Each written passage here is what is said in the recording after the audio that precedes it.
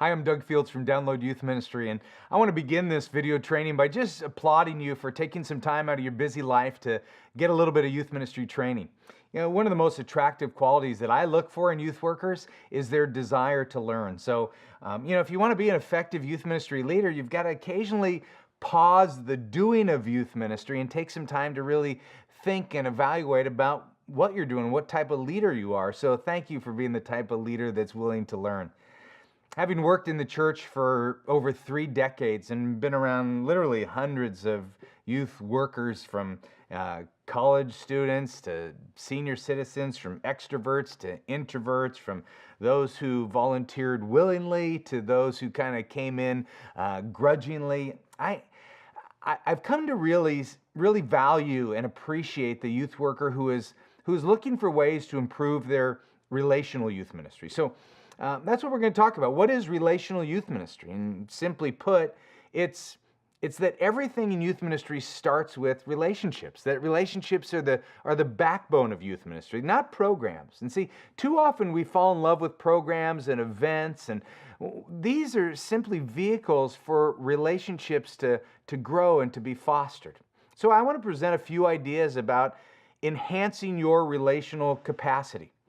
Now let's just admit, programs are important. They're just not as important. Your weekly youth service, it might be great. Your small groups might be really well organized. Your occasional all-nighters may be, well, exhausting, even demonic. Personally, I hate all-nighters, and yet I know that teenagers love them because, at my age, an all-nighter has a whole new meaning.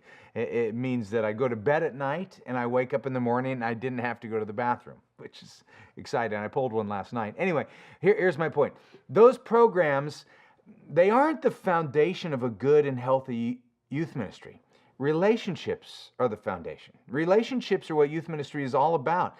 And programs really just exist to help you and I develop healthy relationships. See, you are what makes an all-nighter or a youth service or that small group special. So when we as youth workers connect with students and we invest in their lives, we're really transforming an event into a meaningful ministry moment, one that could actually change a student's life forever.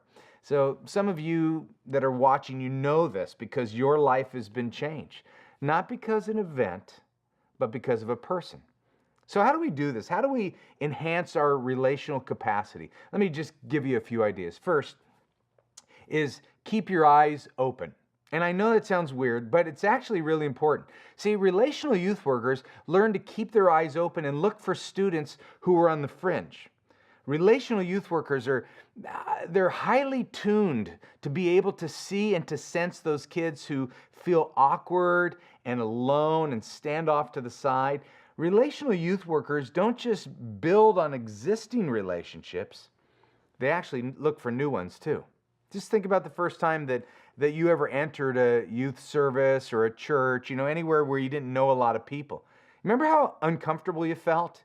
Can you even recall that feeling? But that's what teenagers feel when they walk through the doors of our youth ministry. And good relational youth workers, they have their eyes open for ways to make students feel welcomed and accepted and connected.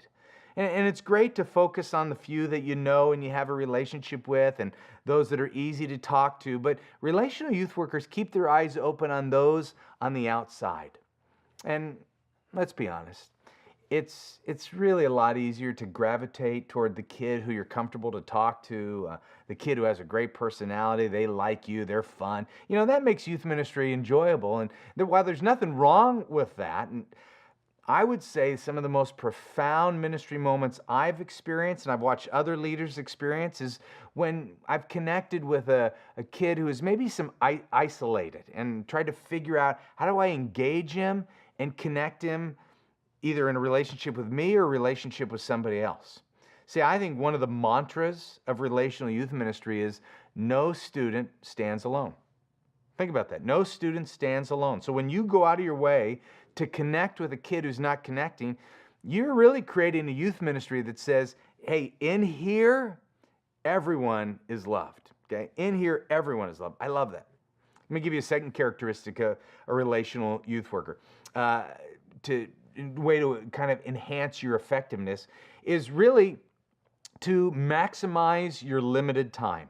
And it's important to say, because let's be honest, most of us in here live very busy lives. And many youth workers I know, they're juggling so many responsibility that their time is their biggest hurdle to feeling good about what they do. Many years ago, I wrote a little book called Help, I'm a Volunteer Youth Worker.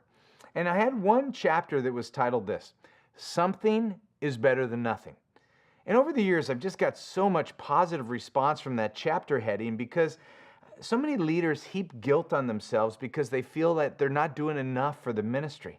And the truth that I want you to hear is there's always more to do in ministry. So it's easy to always feel guilty since there's more to do. So to combat that guilt, I encourage you to hang on to the healthier statement. Something is better than nothing. Let me give you an example. My wife, she's an amazing volunteer youth worker. And before we had any children of our own, she had a ton of time and she was always available to kids. But as our family grew, things changed.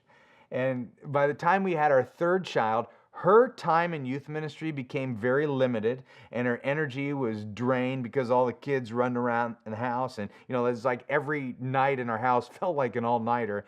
And I'm glad things have changed because our youngest is now in college and my two others, they're on their own. My wife has a lot more time to invest in ministry.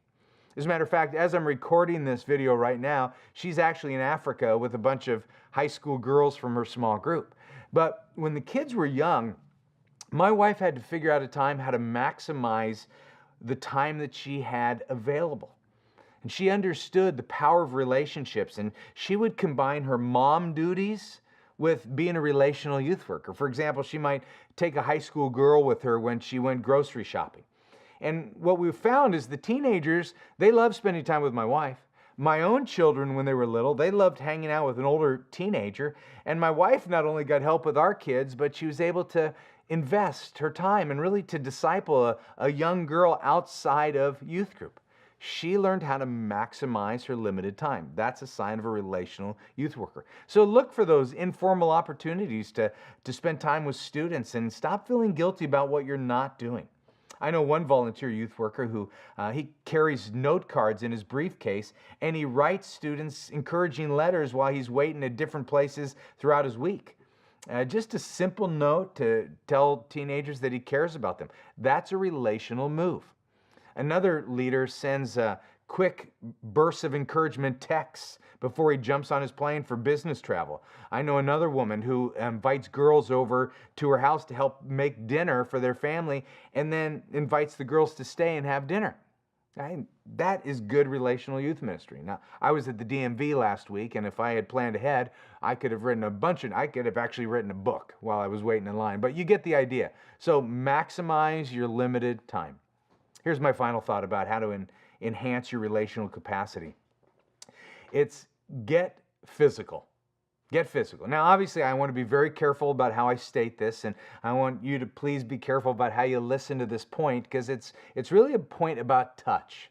And as you know, all humans need touch. Teenagers have what I call skin hunger, where they're hungry for safe and appropriate touch from a caring adult. Now, you'll need to figure out what safe touch looks like in your youth ministry culture. It might include, handshakes or high fives, hugs, a punch in the arm. I don't know. I don't want to be prescriptive for every ministry, but I do want you to consider what type of touch communicates value and concern. See, I'm convinced that one of the reasons that junior high boys love to wrestle or jump on your back is because they're dying for some attention, and they really don't know how to get it. And they're surely not going to come to youth group and say, "Hey, can some caring adult please touch me?"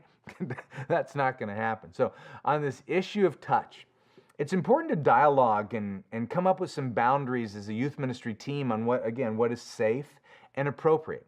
Then wisely use it on your students. They're craving affection. We all crave affection. And even though they won't admit it, they have a deep hunger for being hugged. So let's get physical, all right? So a few ideas to think about and discuss that connect with being a more relational youth worker. And I've got several more ideas, and we'll cover them in another Download Youth Ministry video. But until then, keep your eyes open for those who are unconnected. Look for ways to maximize your time relationally and feed that teenage skin hunger by appropriate touch in caring and authentic ways. That's it. Thankfully, um, God has a long history of using caring adults, those who are courageous enough to enter into a relationship with a teenager that actually triggers life change. And I was one of those teenagers who was reached by a caring and relational adult. So thank you for being that type of leader.